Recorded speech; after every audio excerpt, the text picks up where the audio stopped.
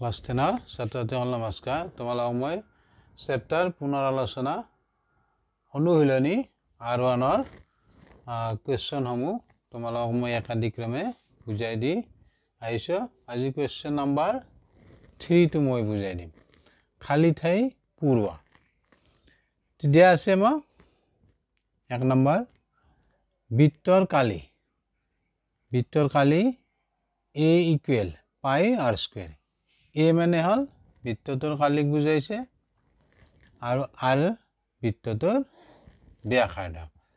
তেতিয়া আমাক খালি ঠাই পূৰণ কৰিব দিছে চোৱা যদি a বাঢ়ে অৰ্থাৎ কালি বাঢ়ে তেন্তে r ড্যাশ আৰু দিয়া আছে যদি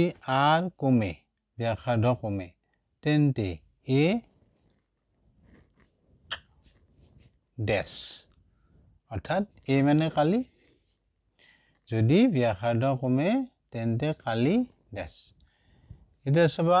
যদি a বাঢ়ে তেন্তে r ড্যাশ এতিয়া এটা বৃত্তৰ যেনে চোৱা এই ডাঙৰ বৃত্তটোক আমি p নাম দিছো এই ডাঙৰ বৃত্তটোৰ যেহেতু এই p বৃত্তটোৰ কালি বেছি গতিকে ব্যাসাৰ্ধটো কি হ'ব বেছি হ'ব অৰ্থাৎ ডাঙৰ বৃত্তটোৰ এৰিয়া বাঢ়িলে অৰ্থাৎ কালি বাঢ়িলে তাৰ ব্যাসাৰ্ধটো বাঢ়িব ইয়াতে হ'ব যদি a বাঢ়ে তেন্তে r এটি বাঢ়ে খালি ঠাইত বাঢ়ে এটি হ'ব প্ৰত্যক্ষ সমানুপাত এটা বাঢ়িলে আনটো বাঢ়ে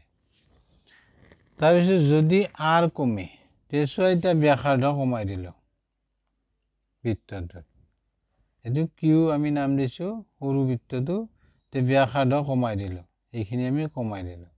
তেতিয়া এৰিয়াটো কি হ'ব কমি যাব যদি ব্যাসাৰ্ধ কমে কালি ইয়াতে হ'ব কমে আলা বুজি অৰ্থাৎ ব্যাসাৰ্ধটো যদি কমে তেতিয়া কালিও কমিব ইয়াতে গমে পালা ব্যাসাৰ্ধটো আমি কমাই আনিলো তেতিয়া ইয়াৰ এৰিয়াটো কি হ'ব কমি যাব অৰ্থাৎ কালি কমি যাব গতিকে বুজি পালানে নাই তোমালোকে কমেন্টত জনাবা থ্যাংক ইউ বাই বাই